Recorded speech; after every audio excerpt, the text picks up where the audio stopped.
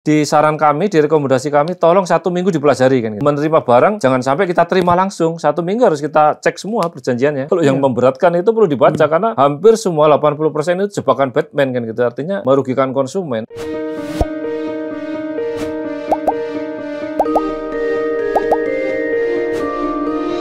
Ya, Assalamualaikum. Jadi ini konten hari ini tamu saya, kita akan membahas masalah yang banyak sekali yang melanda banyak orang. Kadang-kadang sebagai konsumen kita mengalami perlakuan yang tidak adil, mungkin dibohongi, mungkin ditipu, dan kita tidak pernah tahu mau mengadu kemana. Jadi ini adalah dulurku, sahabat saya, ya Profesor Muhammad Mufti Mubarok. Beliau adalah wakil ketua dari satu lembaga yang disebut dengan BPKN. Mana Mas ya? Siap, betul. Badan Perlindungan Konsumen Nasional Republik Indonesia. Siap. Dan dulurku ini adalah wakil ketua. Siap. Ya. Ini apa sih tugas utama dari BPKN? Karena badan lembaga negara itu banyak banget ya. Ya, jadi ini sebenarnya amanat reformasi kan gitu. Ada 3 yang diamanatkan. Yang pertama soal pelindungan konsumen, persaingan usaha, dan anti korupsi kan gitu. Itu menjadi amanat ketika reformasi dunia mau masuk ke reformasi kan gitu. Nah, 3 ini harus prasyarat menjadi syarat mutlak untuk diterapkan di Indonesia, karena proteksi terhadap konsumen ini sangat besar, kemudian anti korupsi dan persaingan usaha, karena adanya kartel, oligopoli dan sebagainya membuat ekonomi kita tidak tumbuh kan gitu. 3 ini perangkatnya sebenarnya. Jadi kami ini sebenarnya KPK-nya pengusaha. KPK-nya pengusaha? Iya, semacam itulah. Kalau ada KPK korupsi yang menangkapi pejabat, kami juga, tugas kita juga memberikan tanggung jawab kepada pengusaha-pengusaha itu gimana kan gitu misalnya. Bisa berikan sanksi hukum ya Mas? Kami punya di bawah kita ada BPSK namanya, Badan Penyelesaian Sengketa Konsumen, itu peradilan. Di bawah ini yang memberikan putusan terhadap persoalan-persoalan sengketa kan gitu. Perdata pidana jadinya putusannya? Bisa pidana Mas gitu. Nah, kita juga punya LPKSM seperti JLK, itu mitra kami yang memang banyak sekali di mana-mana, di tingkat kabupaten juga ada, dan itu menjadi tangan-tangan kita. JLK itu menjadi LSM, menjadi mitra kan gitu. Seperti itu. Jadi perangkat kita peradilan punya, kemudian dari sisi kami adalah badan nasional, Badan Perlindungan Konsumen Nasional yang mengangkat isu-isu besar kan gitu, misalnya yang terstruktur, sistemik, dan masif. Itu yang menjadi catatan kita. Kalau cuman masalah, meskipun masalah permen di Indomaret ketika kita ini sebut merek nggak apa-apa. Nggak ada masalah. Misalnya pengembalian uang itu pun menjadi persoalan, tapi kan itu kemudian masif kan gitu. Dan struktur di sejumlah daerah muncul kan gitu misalnya, dan kita panggil, akhirnya diberi penjelasan bahwa tidak boleh mengganti dengan permen kan gitu. Coba saya beli dengan zaman permen. Dulu ya gitu ya. Misalnya, itu kan kemudian lucu. Saya bawa permen 1 karung, misalnya saya beli ini, kok ditolak kan gitu? Kenapa loh? Ini kan dari Indomaret juga kan, kalau dikonversi dengan seperti itu. Jadi tentang misalnya terkait dengan disumbangkan kemana, itu kan harus persetujuan luar biasa, nggak bisa langsung dipotong dan kemudian nggak tahu kemana kan gitu. Jadi itu hal-hal kecil tapi struktur masif, sistemik kan gitu, banyak di seluruh, terkait juga parkir di retail kecil-kecil itu juga sangat pengaruh. Misalnya katanya gratis, ternyata masih bayar. Itu kan juga menjadi hak konsumen kan gitu.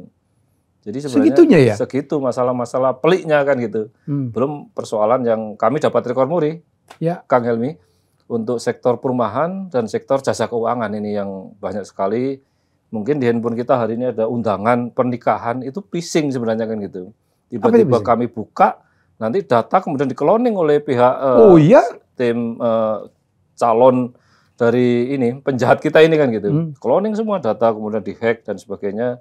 Data-data sudah masuk. Dan bisa disedot gitu? Atau karena kita ngisi? Kalau kita buka file itu, maka sudah masuk di aplikasinya dia kan gitu. Dan itu masif. Belum lagi yang sistem COD ini kan kirim barang, kemudian nanti kita difoto, kita tanda tangan, kemudian dari transaksinya itu juga menjadi masuknya phishing kan gitu. Phishing apa itu phishing? Phishing itu memancing kan gitu. Oh, phishing. Phishing artinya ya kalau bahasa orang Madura bilangnya phishing kan gitu. Jadi supaya lebih fasih kan gitu. Jadi itu banyak sekali modus-modus seperti itu, dan ini masif, dan hampir ketika handphone ini menjadi sasaran utama kan gitu. Karena semua banyak sekali transaksi melalui misalnya WA group, tiba-tiba kita buka apa berita. Misalnya berita tentang kabar apa gitu juga. Hati-hati ya? Hati-hati. Ada nggak ciri-cirinya apa, Prof? Yang ini hati-hati, ini phishing ini bukan. Ada nggak ciri-cirinya? Ya yang pertama bahwa mencurigakan kan gitu. Biasanya no name kan gitu, nggak ada nama itu harus meskipun ada nama, tetapi kalau nggak sumber resmi jangan dibuka kan gitu misalnya. Itu kan pakai PDF sekarang itu sama dengan yang kita kirim foto, kirim dokumen. Dia juga PDF kan gitu sehingga kadang-kadang kita loh ternyata bukan PDF ini. Ini PDF ngeling kan gitu. Ini yang terakhir-terakhir ini pakai modus itu kan gitu. Sebelum-sebelumnya banyak sekali modusnya kan gitu terkait dengan berita bencana alam di Cianjur misalnya. Kita klik keluar dan intinya antisipasi kita jangan pernah buka link yang tidak kenal kan gitu sekarang ini. Dari orang yang tidak dikenal. Dari orang tidak kenal kan gitu. No name lah. Yang kedua, meskipun itu ada institusi, ada yang mengatasnamakan bank misalnya kan gitu. Intinya konfirmasi dulu kepada bank kan ada hotline-nya dan sebagainya. Apa benar ada paket anu kan gitu misalnya. Yang ketiga ya tentu pokoknya harus check and recheck lah. Jangan sampai kita kemudian melalui podcast ini tentu kita berharap masyarakat jangan kemudian lata kan gitu. Kalau ada kiriman dari itu pun meskipun sekarang modusnya dibajak misalnya handphonenya Kang Helmi misalnya. Oh iya, dibajak. Saya juga untuk pernah ngalamin berkali-kali ya. Kita sudah ribuan saya masuk seperti itu kan gitu. Langsung kami lapor ke cyber, lapor ke Infocom supaya di take down kan gitu. Kalau enggak kan ini menyebar kan gitu. Itu yang menjadi utama dan sasarannya pasti pada konsumen rentan kan gitu. Misalnya orang tua yang buta huruf, anak-anak yang perjudian juga masuk dari situ, narkoba juga masuk dari situ. Dan sebagainya ini masuk dari kita bingung dari mana ya mereka tahu dapat nomor kita, nomor konsumen itu dari mana. Wah, ya? Ini kebocoran data pribadi sudah luar biasa kan gitu. BPJS bocor, miliknya Telkomsel bocor, hampir semua bocor kan itu. Dan sekarang gampang kalau jual beli data ini sangat masif kan gitu. Itu undang-undang yang perlindungan data pribadi itu belum juga ya? Undang-undang itu memang ya sudah jalan, tetapi kan masih baru. Sudah diundang-undangkan? Gitu. Sudah undang-undang. Oke. Tetapi proteksinya masih kelihatannya susah karena kan siapa yang menjalankan undang-undang itu kan gitu, masih Infocom, ya masih kemudian cyber dan sebagainya. Artinya apa, masih belum ada lembaga khusus lah yang menangani kebocoran data pribadi itu. Karena ya tentu jual beli di sektor data pribadi ini cukup masif kan gitu. Iya, itu sangat besar. Saya tiap hari ada aja. Apalagi yang ganggu minta sumbangan dari nama nggak dikenal, orang-orang yang nggak kenal itu. Jadi ini persoalan yang belum yang nanti bisa mengkloning kartu kredit, bisa mengkloning ATM kita dan sebagainya, sehingga ini sangat rentan sekarang ini. Dan ini tugas kita ya tentu pertama mengedukasi, yang kedua bagaimana tidak tersesat yang orang-orang yang belum jadi korban kan gitu. Kalau di pengaduan kami cukup banyak sekali. Gini, oke. Pengaduan yang paling banyak tentang apa? Jadi yang masih jasa keuangan hari ini 3.212 lah kan gitu. 3.000 kasus, 3.200 lebih lah. Dari berapa tahun? Dari berapa bulan? 5 tahun kan gitu. Tetapi hampir rata-rata 1.000 lah untuk sektor jasa keuangan. Setahun. Kan. Setahun. Terus sektor perumahan sama juga setahun 1 juta lebih, 1.000 lebih kan gitu. Juga mendominasi karena hampir kemarin ini kan soal perumahan ini kan kacau semua kan gitu, apartemen, kemudian rumah-rumah tapak, rumah-rumah ini kemudian jual beli rumah yang ya persoalannya sih di. Oke, kita urai satu persatu. Kalau jasa keuangan apa aja yang terjadi? Jenis penipuannya atau jenis kecurangannya? Ya kalau jasa keuangan biasanya pada sektor transaksi kan gitu misalnya. Sudah kirim uang, tidak dikirim. Barang tidak dikirim, nah, itu nomor satu. Nomor dua, masalah refund misalnya, pengembalian ketika gagal bayar tapi kemudian barang tidak dikirim, itu banyak sekali. Misalnya Traveloka aja banyak pelanggaran misalnya yang untuk itu. Nah, apalagi penjol yang kemarin hancur sampai ke mahasiswa-mahasiswa, sampai kena semua kan gitu. Di seluruh perguruan tinggi hampir kena kan gitu misalnya dengan. Karena ya situasi ekonomi yang membuat dan iming-imingnya kan. Itu mahasiswa kemarin banyak kena korban itu, korban minjam atau mereka minjemin? Korban minjem. Jadi mereka ini kadang untuk bayar SPP dengan gampang kan. Kalau di penjol itu kan gampang. Saya coba tinggal foto, jepret-jepret, nggak ada proteksi apapun. Sudah besok langsung ditransfer. Pak Jokowi cukup keras ya untuk memberantas pinjol ya. Makanya kemarin kami rekomendasi ke Presiden, tolong Pak Presiden tidak usah bayar kan gitu. Tetapi kan penjol ini banyak sekali, 3.000 lebih penjol yang sudah di take down dan yang melalui yang resmi pun baik yang legal maupun tidak ilegal ya. hampir sama karakternya kan gitu. Orang susah membedakan mana legal tidak legal karena Orang lagi butuh duit terlalu ya. banjir kan itu. Iya, Orang iya. butuh duit nggak lihat posisinya namanya pinjaman online dan kemudian ya kayak rente kan gitu. Jadi mana yang paling cepat, mana yang paling gampang itu orang masuk kan gitu. Dan ini masif terjadi di kita, apalagi pinjol ini menjadi sangat gampang, tinggal KTP jepret-jepret selesai dan ada referensi dan itu menjadi sandera ketika nanti nggak bisa bayar dan bunganya adalah tiap hari kan gitu. Oke. Bunga berbunganya ini sampai Itu kasihan Pak. ada yang Saudaraku 200 sampai 300%. minjem 2 juta, end up dia tagihannya tuh 50 juta dan diuber-uber sama debt collector. Pasti, karena ini kan bunga berbunga namanya. Bunga kan gitu. berbunga. Katakanlah memang nggak besar, memang per hari itu hanya. Coba kalau 1 bulan bisa 100%, nanti kalau 2 bulan bisa 200%. Kumulatif terus, Kumulatif gulung terus ya. Gulung, jadi kayak bola Iya. salju. Dan itu kalau nggak dibayar, Katanya ada yang pernah dulu bunuh diri atau kayak mau bunuh diri gitu ya? banyak yang Jadi seperti korban. itu. Malu Banyak. Ada ya yang kan? meninggal juga ada. Diuber. Ada Stres. stres karena udah pusing, diintimidasi, diteror, keluarga diteror. Jadi modelnya pasti diteror kan gitu, disebarkan kemana-mana. Iya. Kalau Dan berapa banyak Mas BPKN melakukan tindakan-tindakan untuk ini ya? tugas kami kan merekomendasi kepada pemerintah, ke presiden kan gitu. Selain kita juga menangani mediasinya kan gitu supaya terselesaikanlah kasus-kasus itu, dan kami mengusulkan kepada regulator agar seperti kasus pinjol itu ya Pak Presiden kemudian menginstruksikan melalui Pak Menko juga kan gitu supaya nggak usah dibayar, lapor polisi kan gitu misalnya. Itu salah tapi satu. ternyata masih ada juga. Tapi prakteknya masih banyak karena memang ini kan terselubung, bisa masuk WA, bisa masuk nggak bisa yang resmi-resmi kan gitu. Ada yang nggak mau ngaku juga, ada yang malu ya kan? Ada yang malu karena sudah intimidasi luar biasa sampai dipermalukan. Ya pokoknya harus bertekuk lutut kan gitu, sampai seperti kasus leasing kan gitu yang memang pihak ketiga ini karena dapat uang ya bagaimana sampai seperti mata elang itu mengejar sampai dimanapun kan gitu. Mata elang istilahnya. Ya ketiga itu Pak. Kami dalam konteks ini kemudian mereferensikan supaya dapat sertifikat pihak ketiga ini. Kalau enggak jangan diluluskan gitu loh. Minimal harus ada kompetensi lah. Crowdfunding banyak ya? Ada juga masalah ya? Crowdfunding masih banyak, kasus Yang ACT misalnya kan juga crowdfunding yang luar ACT, biasa kan ya, gitu. ya. Itu sampai kemana ya kabar ACT itu? ACT sudah ditutup kan gitu. Udah ditutup. Sudah ditutup. Tapi kan orang-orang yang invest, nyumbang gitu, apa kabar ya? Masih, jadi ACT juga beranak pinak sekarang kan, misalnya dengan anak-anak ACT kan banyak perusahaannya, bukan hanya ACT, ada beberapa grup kan gitu yang kadang-kadang orang udah ditutup dia bikin baru lagi ya, itu, dengan nama baru. Sama perumahan juga banyak yang nakal-nakal kan gitu, yang rapot merah, rapot hitam. Kalau kan gitu. kalau perumahan itu orang udah nyetor tapi rumahnya nggak pernah kelar. Nggak kelar, rata-rata begitu. Jadi 84% gara-gara cukup besar itu ya. Cukup 84%. Jadi soal bahan prestasi kan gitu. Ya katanya nanti apartemen dibangun tahun 2023 misalnya. Ternyata, kasus Mekarta misalnya. Sampai berapa Mekarta, ya, tahun itu kami tangani dan ya alhamdulillah kami dengan kekuatan penuh media dan kekuatan DPR bisa terselesaikan yang kami tangani. Ya nggak tahu yang lain kan gitu. Artinya korbannya cukup banyak sekali kan, ribuan bahkan 10.000 lebih. Karena target Mekarta 143.000 kan gitu apartemen baru yang kita tangani. Berapa? Ya. 143.000 korban. Oh ininya yang janjinya, marketnya kan gitu, yang dijual. Yang dijual. Yang kita tangani 159 yang kemarin sempat digugat balik dan mau dipenjarakan itu kan gitu. Ini konsumen kok dipenjarakan kan gitu kan aneh, orang menuntut hak.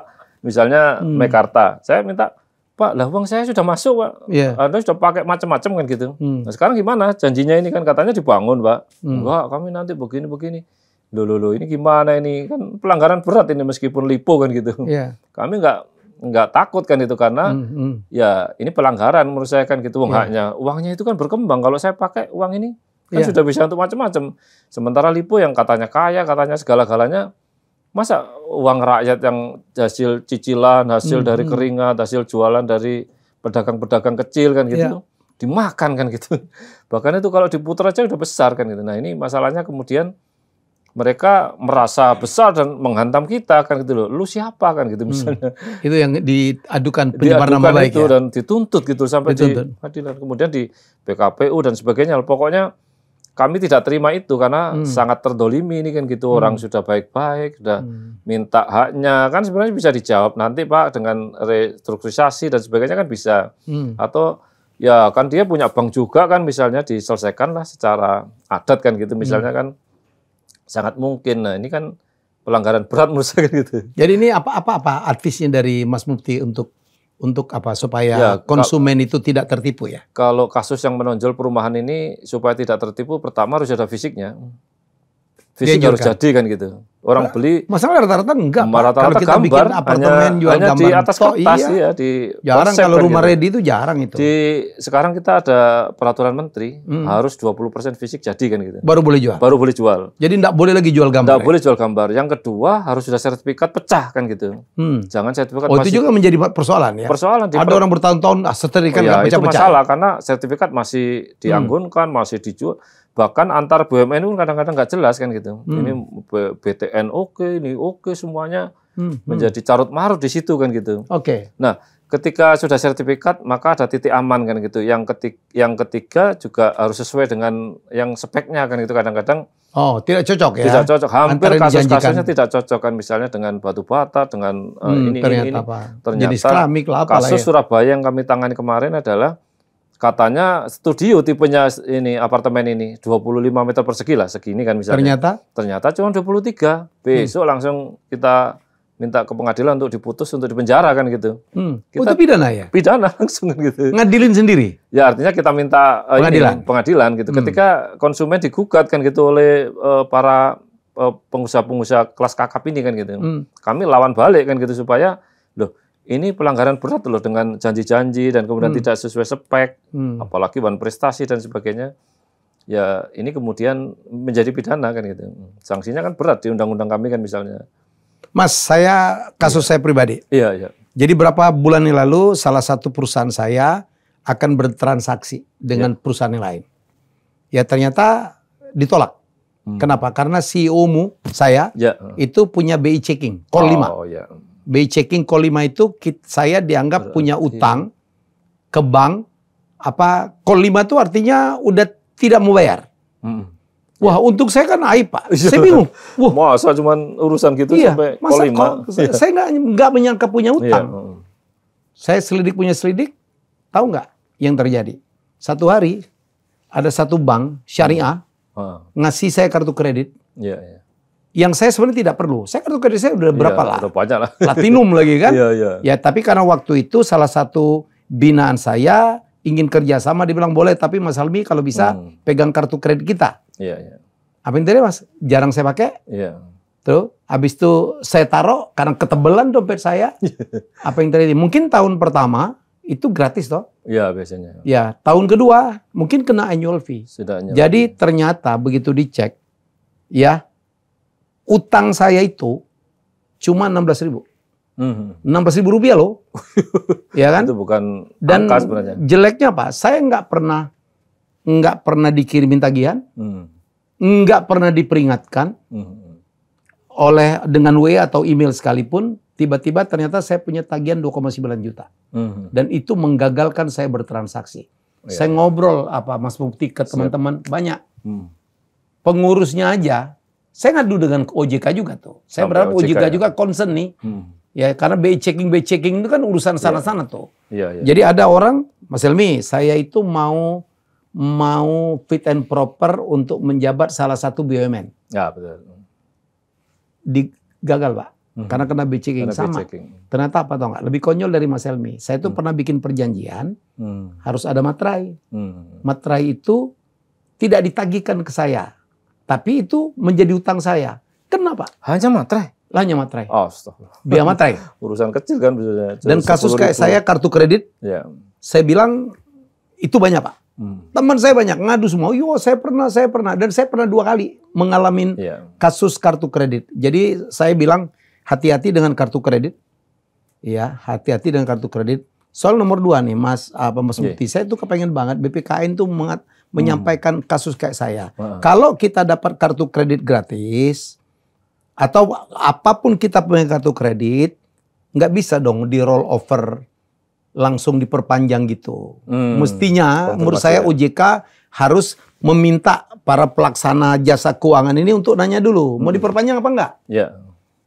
gitu loh. Iya. Karena siapa tahu kita tuh nggak mau sebenarnya. Iya, iya. Tapi karena kita Karena kesibukan. kan hadiah kadang-kadang. Oh iya, jadi menurut saya gimana nih Mas?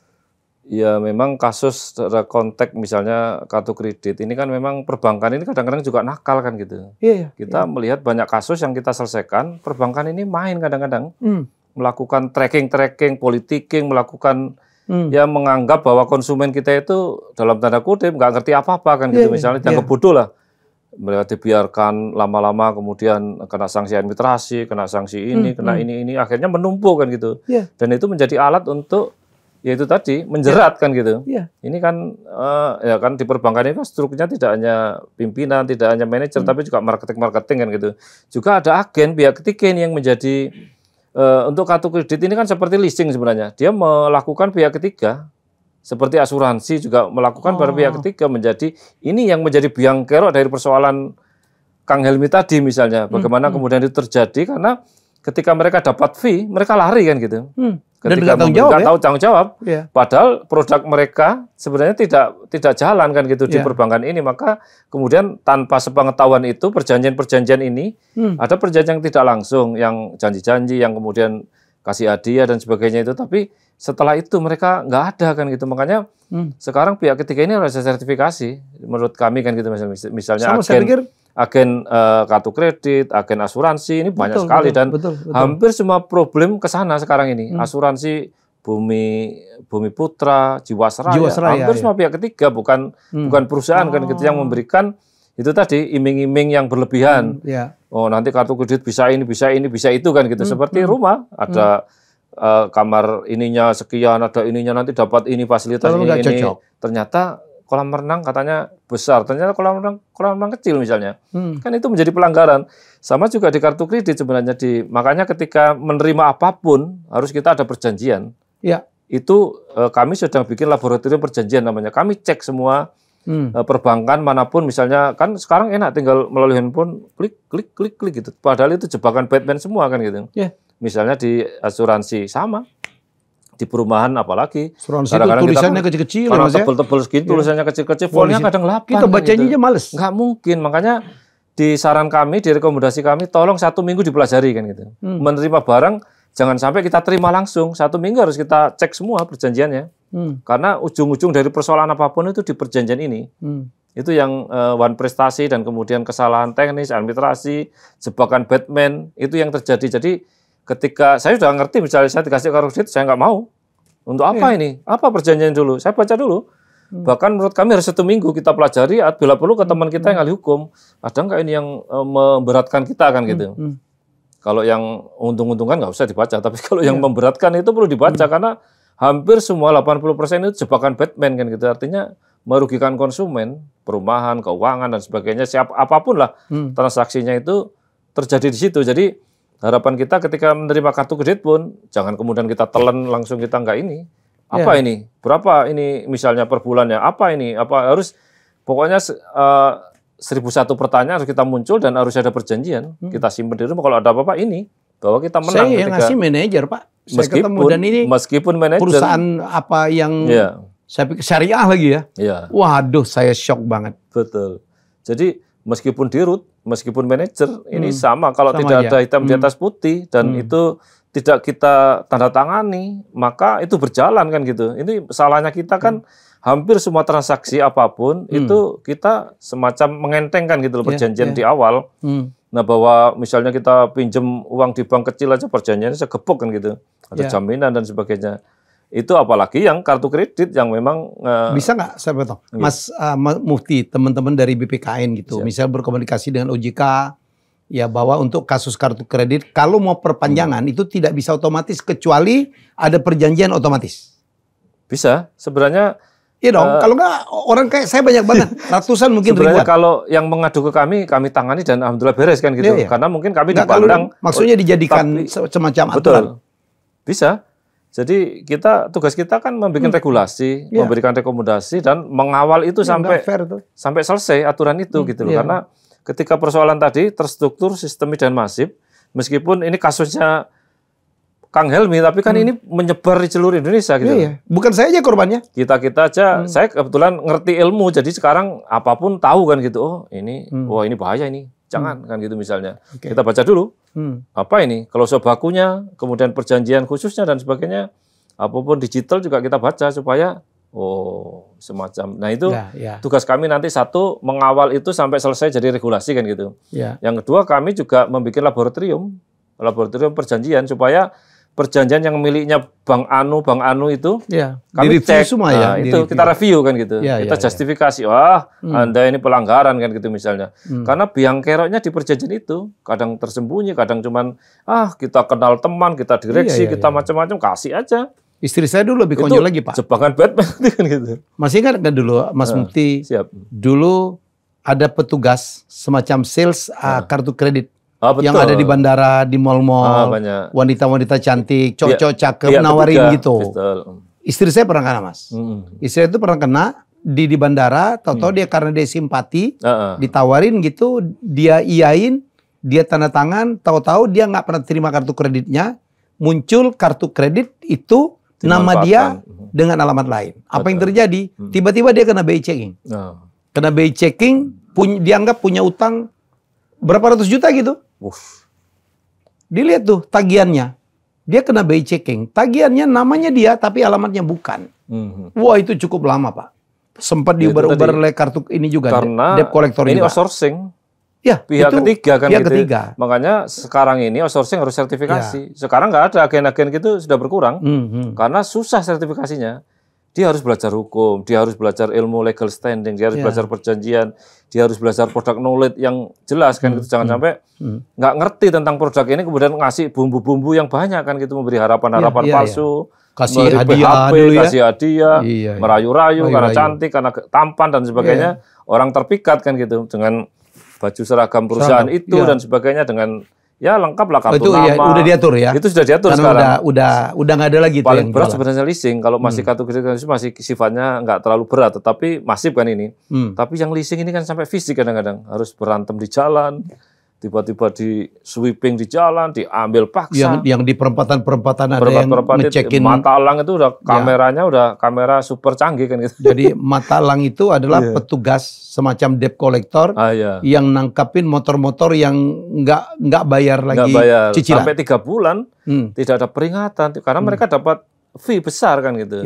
Dan sekarang ya alhamdulillah dengan kami rekomendasi dan kami turun, pemerintah membuat aturan kan gitu. Dan kemudian mereka harus sertifikasi tadi supaya ketat, harus sekolah lah. Jangan sekedar orang yang bisa tatoan dan sebagainya tapi jadi yang penting Mas Mufti, yang penting saya saran ya. Jadi kita karena berteman kan banyak sekali konsumen yang dirugikan tuh. Sangat. Ya, jadi lembaga ini saya pikir kurang cukup populer, sorry ya. Betul, setuju. Jadi diperlukan edukasi ya supaya masyarakat tahu. Ya selama ini mungkin lebih populer YLKI ya. Betul. Padahal YLKI itu kan cuma LSM ya. LSM, NGO. NGO. Syukurlah ternyata ada kerjasama dengan BPKN. Tapi kan lembaga negara resmi kan. Resmi lah berkantor hebat di Menteng lagi gitu. Tapi kan orang harus tahu. Mungkin Mas Mufti bisa memberitahu. Kalau orang mau mengadu apa yang harus dilakukan? Jadi kita buka channel banyak sekali melalui media-media. Misalnya BPKN 153 ini sudah kita sebar kemana-mana. Sehingga kalau ada pengaduan yang langsung melalui handphone bisa tinggal BPKN nomor 153 aplikasi Android kan misalnya. Android. Atau yang iOS atau yang WA. Itu Messenger ya? Messenger. Terus? Bisa tinggal ngisi-ngisi kirim ke kami kan gitu. Supaya kami juga tahu lapangan kan gitu. Kasus-kasus ini ternyata banyak ini ada 3-4 misalnya kan gitu. Kasus gagal ginjal misalnya dulu kan biasa-biasa misalnya dan ternyata sampai 300 orang meninggal, anak-anak balita. Dari sirup itu dulu ya? Dari sirup itu. Kanjuruan, yang nonton bola dan sebagainya. Itu kan juga kejadian-kejadian yang luar biasa kan gitu. Travel, penipuan travel, banyak sekali. Banyak juga tuh ya? Banyak sekali travel. Umroh? Yang paling top first travel kan gitu. First travel? Haji, umroh tuh banyak Pak? Furoda juga.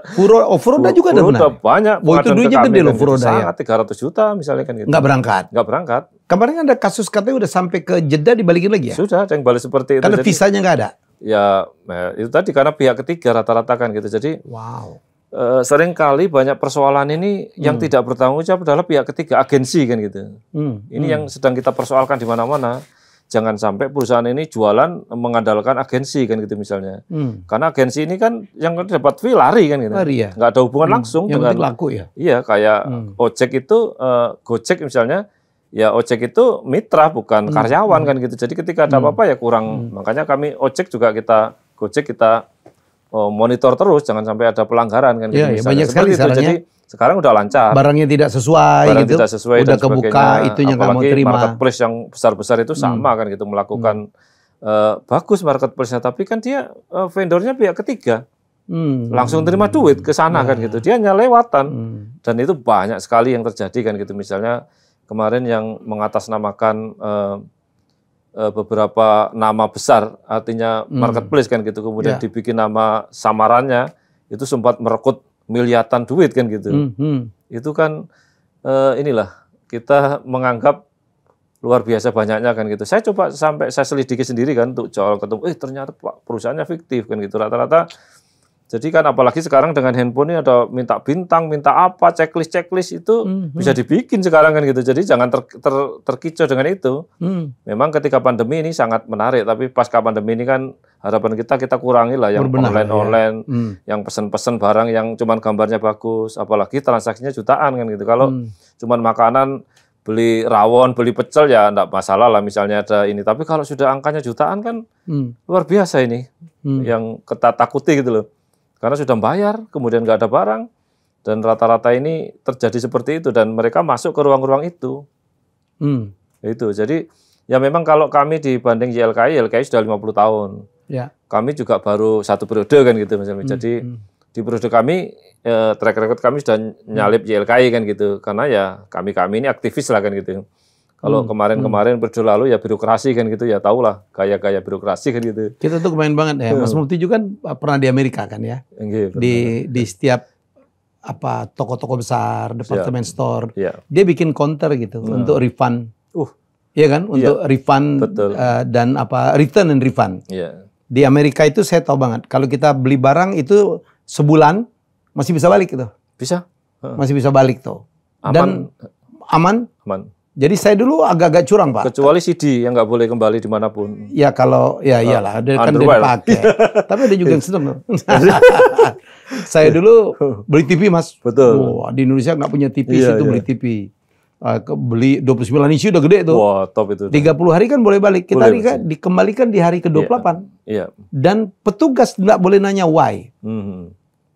Betul. Ya, why. Nggak boleh nanya. Kita dulu jaket kalau mau pesta, jas gitu pakai aja, asal ininya jangan copot gitu kan. Copot sama fakturnya. Gatel ya, sama fakturnya ada, kembalikan. Siap. Jadi menurut saya itu kan udah menjadi sebuah undang-undang atau aturan. Bisa nggak kita begitu, Mas? Bisa, ini masuk klausul baku sebenarnya. Jadi sebenarnya retail ini harus mencantumkan di situ. Iya.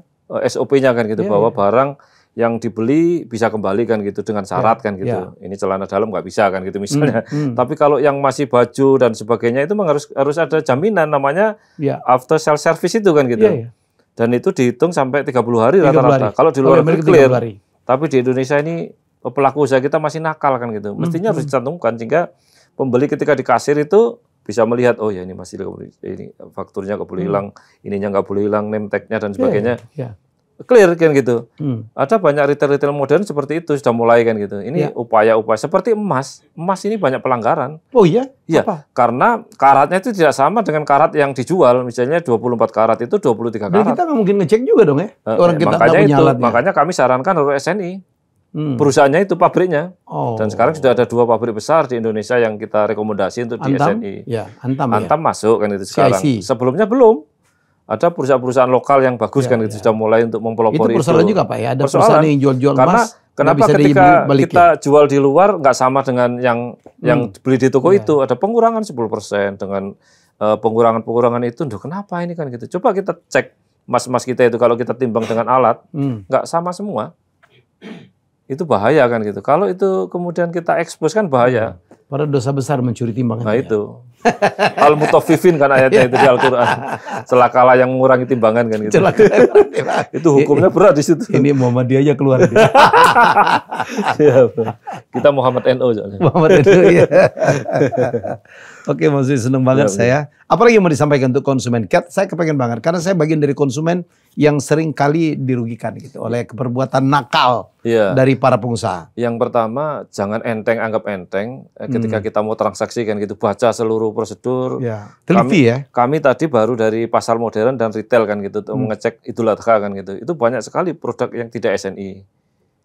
Bahaya sekali kalau nggak SNI kan gitu, karena tiba-tiba terbakar di rumah nanti ketika kita colokan kipas angin. SNI apa nggak bisa dipalsu juga, Pak? SNI kalau cuma nempelin stiker SNI kan bisa dipalsu. Bisa, tapi kita bisa barcode kan gitu, bisa kita tembak kan izinnya kan langsung ngelink sama pemberi izin kan gitu. Sama dengan BPOM, sama dengan halal sekarang sudah ngelink kan gitu, sehingga harapan kita tembak itu barcode-nya kan gitu, supaya kita tahu oh ini izin asli apa enggak, oh ternyata nggak sama, jangan dibeli. Yang kedua, bahwa barang-barang kita itu, yaitu tadi pencantuman untuk nutrisi, fact dan sebagainya itu sangat kecil sehingga nggak dibaca. Orang kadang tiba-tiba ngambil langsung kasir, di kasir pun ditanyakan misalnya SOP-nya kan gitu misalnya. Ini nanti bisa kembali nggak ini kan gitu misalnya dan sebagainya. Dan termasuk ini tanggal kadaluarsa kan? Itu banyak sekali. Kami menemukan banyak sekali kadaluarsa, kemudian SNI. Bahkan ada produk-produk asing yang mengandung yaitu babi kan gitu misalnya. Dicampur sama produk-produk yang halal dan sebagainya kan.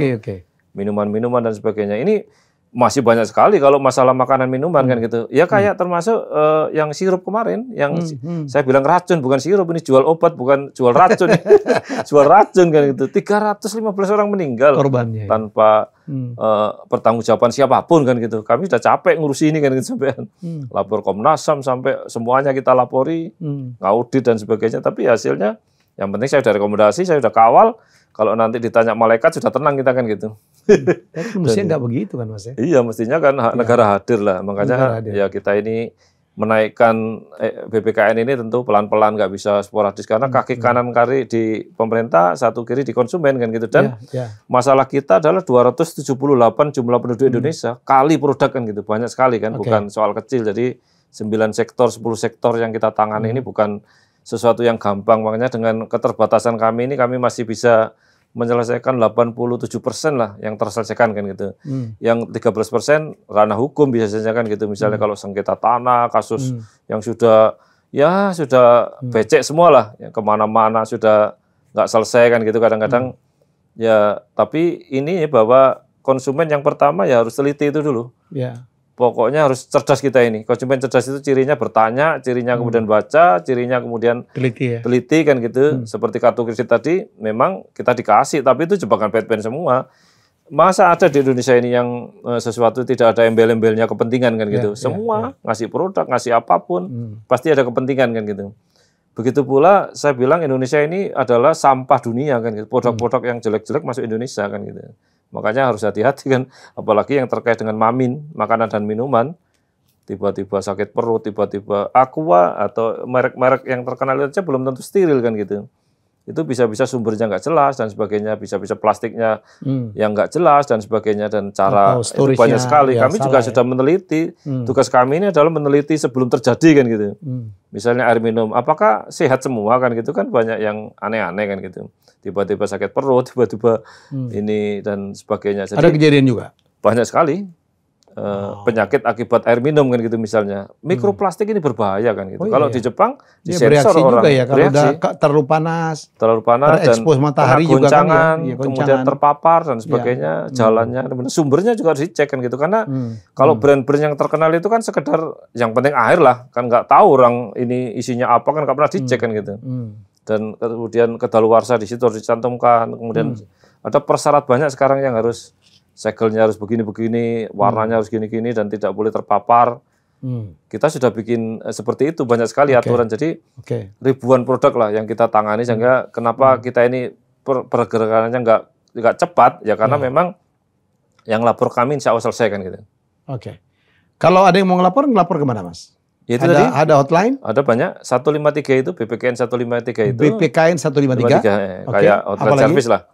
Ya melalui telepon, WhatsApp dan sebagainya, sudah kami share lah kemanapun untuk pengaduan itu. Mas Muti, saya doakan Mas Mufti tetap mengawal ini, tetap bertahan di sana? Iya, 2 periode. Pak Jokowi 2 periode, saya ikut 2 periode lah. Dan Mas Helmi luar biasa nanti di dunia yang lain lah kan gitu. Dunia lain itu dunia apa? Dunia tanda kutip belum ini. Terima kasih. Dan banyak ya yang kita bisa dapat dari obrolan ini, bahwa konsumen itu punya hak. Ya, jadi kita punya hak untuk kalau kita dirugikan oleh para pengusaha. Jadi para pengusaha, saya juga menghimbau mari kita berbisnis yang baik-baik saja gitu. Jangan merugikan orang, jangan menzolimin orang, jangan menipu orang. Enggak selamat ya. Dalam pengalaman saya mengatakan if you do good you'll get good, you do bad you'll get bad. Kalau Anda berbuat yang baik, Anda akan dibalas dengan kebaikan, dan begitu juga sebaliknya. Salam sukses, dan kita jumpa lagi dengan tamu saya selanjutnya. Bye-bye. Terima kasih sudah menonton Helmi Bicara. Jangan lupa untuk like, komen, share, dan subscribe.